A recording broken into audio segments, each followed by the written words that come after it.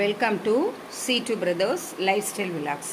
இன்றைக்கி நம்ம சேனலில் என்ன பார்க்க போகிறோம்னா, நான் ஷார்ட் வீடியோ சுண்டக்காய் பற்றி போட்டிருந்தேன் பாருங்கள். இப்போ அது எப்படி செய்கிறது அப்படிங்கிறது நான் ஒவ்வொன்றா உங்களுக்கு வீடியோவில் அப்லோட் பண்ணுறேன்.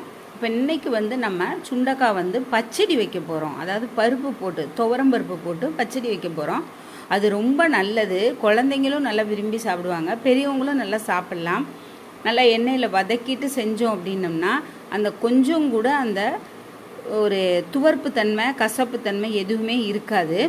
அதனால் எல்லாருமே நல்லா விரும்பி சாப்பிடுவாங்க, உடம்பு நல்லா ஆரோக்கியமாக இருக்கும். இது நீங்கள் ஒரு டம்ளர் 30 ரூபா, அதாவது 20 ரூபா கொடுத்து வாங்கினாலே போதும். விலையும் ரொம்ப கம்மி தான், உடம்பும் நல்லா ஆரோக்கியமாக இருக்கும் இது சாப்பிட்டோம்னா. ஸோ இன்றைக்கி நம்ம பச்சடி வைக்கிறது பார்ப்போம் எப்படின்னு பாருங்கள். நான் அன்றைக்கி சொன்ன மாதிரி காம்பெல்லாம் எடுத்து ஆஞ்சி வச்சுட்டேன் பாருங்கள். இதை தூக்கி குப்பையில் நம்ம போட்டுறணும். இப்போ இந்த சுண்டைக்காயை நம்ம குழம்புனா 2 நறுக்குனா போதும், இல்லை நச்சு போடுறவங்க நச்சும் போடலாம். ஆனால் இன்றைக்கி நான் பச்சடி வைக்க போகிறேன். பச்சடிக்கு இந்த காயை 4 நறுக்கணும், அப்போ தான் நல்லாயிருக்கும். இப்போ நான் பச்சடிக்கு நறுக்கிட்டு உங்கள்கிட்ட காட்டுறேன் பாருங்கள். அதுக்கப்புறம் அதை நம்ம எப்படி செய்கிறதுன்னு பார்க்கலாம். இப்போ அதுக்கு வெங்காயம், தக்காளி, பச்சை மிளகாய் இது 3 நறுக்கிக்கணும். எல்லாம் நான் நறுக்கி வச்சுட்டு உங்கள்கிட்ட காட்டுறேன் பாருங்கள்.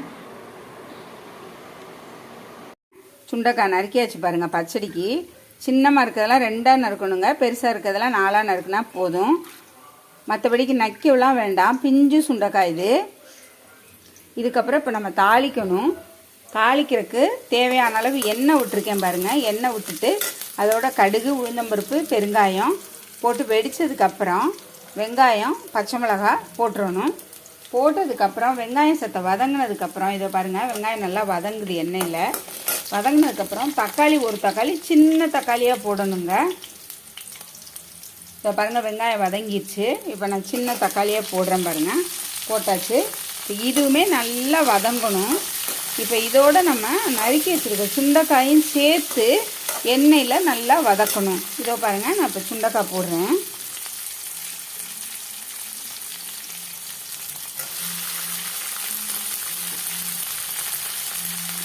முருங்கைக்கீரையில் இருக்க சத்து சுண்டைக்காயில் இருக்குதுங்க. இது ரொம்ப நல்லது. இந்த மாதிரி செஞ்சு கொடுத்தீங்கன்னா குழந்தைங்களும் சாப்பிடுவாங்க. இது விலையும் ரொம்ப கம்மி, உடம்புக்கும் நல்ல ஸ்ட்ரென்த்துங்க. இப்போ இது நல்லா ஒரு 10 நிமிஷம் அடுப்பை சிம்மில் வச்சு வதங்க விடுவோம். இதை பாருங்கள், சுண்டைக்காய் நல்லா வதங்கிடுச்சுங்க. தக்காளியும் நல்லா இப்படி நச்சு விட்ருங்க.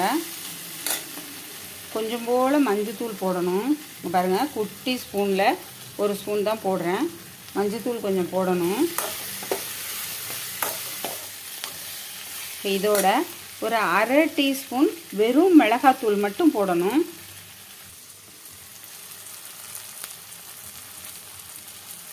இதை பாருங்கள், சின்ன ஸ்பூனில் கொஞ்சம் போல் மிளகாத்தூள், நம்ம காரத்துக்கு தகுந்த மாதிரி மிளகாத்தூள் போதும். அது ரொம்ப எடுபடாது சுண்டைக்காய்க்கு.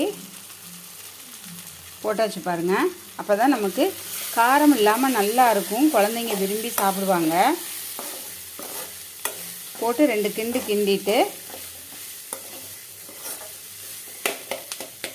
இப்போ நம்ம தண்ணி விட்டு ஒரு 10 நிமிஷம் வேக விடணுங்க. இதை கொதிக்க விடணும். தண்ணி கணக்காக தான் ஊற்றணும். இங்கே பாருங்கள், போதுங்க. சத்த சுண்டைக்காய் வேகணும்ல, அதுக்காக தான் இந்த தண்ணி ஊற்றுறோம். இன்னும் கொஞ்சம் கூட ஊற்றிக்குவோம். இப்போ இது நல்லா கொதிக்கட்டுங்க, சுண்டைக்காய் வேகணும். வெந்ததுக்கப்புறம் துவரம் பருப்பு தனியாக குக்கரில் வேக வச்சு எடுத்து வச்சுருக்கேன் பாருங்கள். அந்த பருப்பை இதோட கொட்டணும். இப்போ இது ஒரு 10 நிமிஷம் கொதிக்கட்டுங்க. இதை பாருங்கள், இப்போ நல்லா வச்சிருச்சு பாருங்கள் நம்ம ஊற்றின தண்ணி. இப்போ இதோட நம்ம கொஞ்சம் போல் புளி ஊற வச்சு வச்சுருக்கேன் பாருங்கள். கொஞ்சமாக, சும்மா ஒரு பிஞ்ச் அளவுக்கு தான் வச்சுருக்கேன். அந்த புளியை கரைச்சி நம்ம அதில் ஊற்றணுங்க. இதை பாருங்கள், இப்போ புளி கரைச்சி ஊற்றி நல்லா வெந்துருச்சுங்க. அதோடு நம்ம வேக வச்சு வச்சுருக்க கொஞ்சம் துவரம்பருப்பு வேக வச்சு வச்சுருந்தேன் பாருங்கள். உங்களுக்கு கூட வேணால் இன்னும் கொஞ்சம் கூட போட்டுக்கலாம். நான் கணக்காக தான் போடுவேன், கொஞ்சம் சிக்கனமாக தான் செய்வேன். பருப்பு போட்டேன் பாருங்கள். இதை போட்டு நல்லா கிண்டி விட்டுட்டு நம்ம தேவையான அளவு உப்பு போடணுங்க.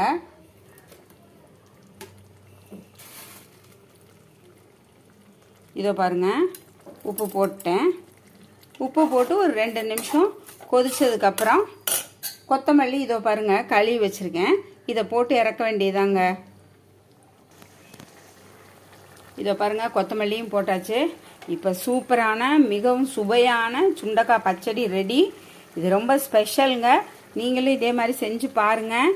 எங்கள் சேனலை சப்ஸ்கிரைப் பண்ணுங்கள், சப்போர்ட் பண்ணுங்கள். எங்களுக்கு ரொம்ப சூப்பராக இருக்குங்க. சாப்பிட்டு பாருங்கள், இதே மாதிரி செஞ்சு பார்த்துட்டு. சுண்டைக்காய் இனிமேல் வேண்டான்னே சொல்ல மாட்டீங்க, அந்தளவுக்கு நல்ல டேஸ்ட்டாக இருக்கும். நீங்களும் இதே மாதிரி செஞ்சு பாருங்கள்.